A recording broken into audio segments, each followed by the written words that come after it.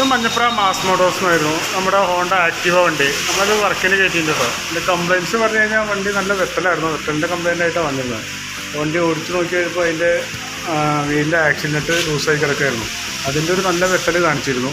പിന്നെ അതുമാത്രമല്ല അതിൻ്റെ ഫ്രണ്ടിൻ്റെ വീൽ ബെയറിങ്, ഷോക്ക് അബ്സർ, അതിൻ്റെ ലിങ്ക് ബുഷ് അതൊക്കെ എല്ലാം കംപ്ലയിൻ്റ് ആണ്. അതൊക്കെ എല്ലാം മാറ്റണം. അപ്പോൾ കസ്റ്റമർ പറഞ്ഞ പ്രകാരം നമ്മളതിൻ്റെ പ്രകാരമുള്ള പാർട്സ് മാത്രമേ മാറ്റുന്നുള്ളൂ. അതിൻ്റെ ലിങ്ക് ബുഷും ഈ ലിങ്കിൻ്റെ ബുഷുകളും അതുപോലെ രണ്ട് വീൽ ബെയറിങ്ങും അത് മാത്രമേ മാറ്റുന്നുള്ളൂ. അപ്പോൾ കസ്റ്റമറിൻ്റെ കംപ്ലയിൻറ്റ് ചെറിയ വീല് ഷേക്ക് ഉണ്ടാകും, അത് മാത്രം മാറ്റിയാൽ മതി എന്നാണ് പറഞ്ഞത്. അല്ലാതെ വേറെ നമ്മളതിൻ്റെ ഷോക്കപ്പ് കംപ്ലയിൻ്റാണ്.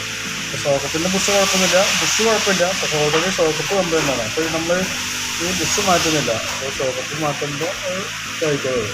അതുപോലെ കോൺസെപ്റ്റ് ഹാൻഡിൻ്റെ ബെയറിങ് നമ്മൾ മാറ്റുന്നില്ല. പിന്നെ അതുപോലെ ഫ്രണ്ടിൽ കിടക്കുന്ന ടയർ കിടക്കുന്നത് റീസോളിംഗ് ആണ്. അപ്പോൾ അതൊന്നും ചെയ്യേണ്ടതെന്നാണ് പറഞ്ഞത്.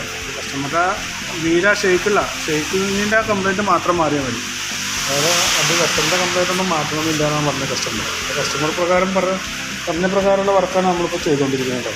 ഓക്കെ, അപ്പോൾ ആ ചെയ്യുന്ന വർക്കിൻ്റെ ഒരു എസ്റ്റിമേറ്റ് നോക്കിയിട്ട് എത്ര വരും എന്നുള്ളത്, കോസ്റ്റ് എത്ര വരും എന്നുള്ളത് പറയാം. നോക്കിയിട്ടൊന്ന് റിപ്ലൈ ചെയ്താൽ മതി. ഓക്കെ.